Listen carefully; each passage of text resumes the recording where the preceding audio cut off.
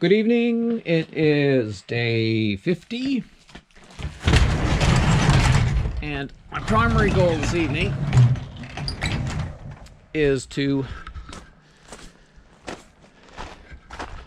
cut these for the soffit, the underneath piece running underneath there. And I'm able to use this piece here for the, I just cut this off here, will give me the extra 2 feet, because it's like 8 feet plus 2 feet equals 10 feet, and the camper pod is 10 feet long. So I got to get my saw and a couple of clamps and start cutting.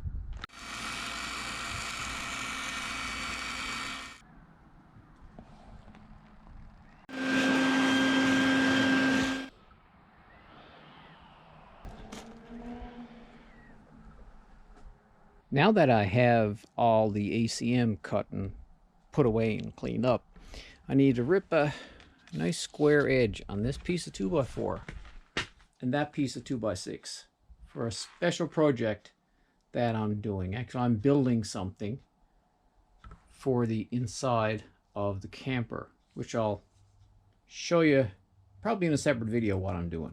But anyway, I got to rip those now. It's starting to rain. Look at those clouds, so better get this done quick. That's it for day 50. Not a lot of time, about almost 2 hours today. One thing that my wife did, she came out and did while I was ripping the ACM, she actually took the VHB tape and she cut it in half, because the inside lip belonging to the soffit, this piece here, we don't have a lot of purchase there for oops, there we go. We don't have a lot of purchase there for the tape. So instead of using and wasting a full piece of tape, cut it in half. Now there's going to be, you know, corners and stuff going on all of this, so that'll be fine. But yeah, so next it'll be putting the taping and putting the soffit up. That's it for day 50. See you in day 51. Thanks for watching. Good morning, it's day 51. We're back at the camper today, and we're starting with the soffits.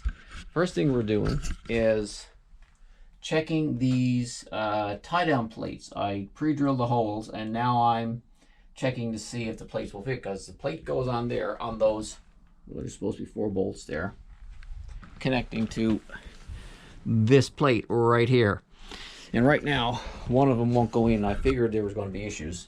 So I'm going to have to sort of ream out that hole a little bit to give some wiggle room for the bolts to go up through and align. Because everyone knows you drill a blind hole through a piece of board to line up 2 other pieces, and you know there's a chance it might work and there's a chance it won't.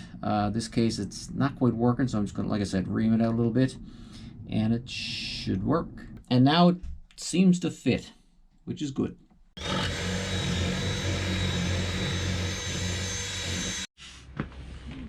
This is the less glamorous stuff. You know, people always say, always show the very easy and simple stuff on YouTube. Stuff that, you know, they don't want people to see because it's not exciting. You know, this has to be done. Stuff has to be cleaned up. It's not going to happen by itself. Yeah, we all know the truth. Yeah, trying to make it as dust-free, because we just got all the plates put in place. And we're not put in place, we got all the holes set so everything fits. Now we just got to put the soffit on, and I just want to make it as dust free as possible so the tape will adhere the best. We're peeling down a little bit of the exterior covering of the knee wall, because the soffit will be going in against here, and so when we caulk up there, we want to have ACM caulk and not this little bit of exterior covering. So I'm starting up there, and my lovely assistant has started from the other end, so we just got to do the other side now and next steps. We've got the little short piece up, and now we're getting ready to put this larger piece on. I'm gonna peel the peel the layering off. One side completed. Now to do the other side. 95 1/8, and I'll put a straight edge across there and cut it using a knife this time because I don't want to make a mess. I cut the other piece, just struck a line there, did about 8 scores with the knife, and a couple of bends, and it cracked it right off. With the second piece done, you can see it all the ways up there. Done. It's on to the trimming. I'm going to have to take my small router here, chuck up my flush cut blade to take care of all the hangovers, if we can call them. The little, well, it's not quite flashing, the hangovers. Take care of all that, go around the whole camper. Gonna be messy, bits are going everywhere, so I'm gonna have to tarp just about everything off. And this happened just because the camper wasn't 100% square. It's made out of wood. And the most, I guess, movement that we found were down in the corners. But that'll all be taken care of with trim and caulking and all that. I was expecting some of that. So after lunch now, I'll put the flush cut blade in this, tarp off the sides, get my vacuum cleaner going, and trim everything on the camper to make it all nice and flush. Hey, I've got the flush cut bit put into the router, and I've got this little tent built to keep the pieces at bay. I've also rigged up this thing to my small shop vac, like some sort of catchment. I should, where that's a hand router, I should be able to hold this in one hand and the router in the other, and theory be able to catch a good portion of the bits in here. But I've also got this little tent made so that I can trim around the edges and stuff. Up here, I'll probably have to lift it up a smidgen, put some blocks in there to do the upper piece.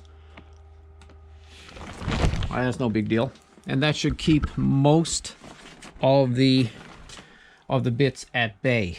Now I might have to hang a smaller tarp or something here. Not quite sure. Anyway, I'll continue what I'm doing and show you what I end up with.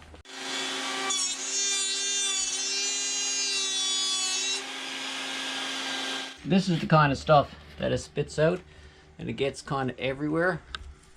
My contraption did suck up some, but you know, doesn't get it all, so I have to sweep this up and suck it up and go to another side. Remember that little rise right here, or that little protruding spot? It's all flush there now, so everything on the back is flush. I have the tent set up on the side here now. Less to do here. I just have to do along the bottom and a couple of spots along the top and around the edge of the window with this particular piece. That side is all trimmed up. Floor is mostly clean. Got the tent set up over here. The tent does actually help in keeping a lot of the little bits contained into a smaller area. This one I got a little bit more to do up along the edge. I got the bottom to do and around the window. The end of another day, day 51. We got the soffits, both sides.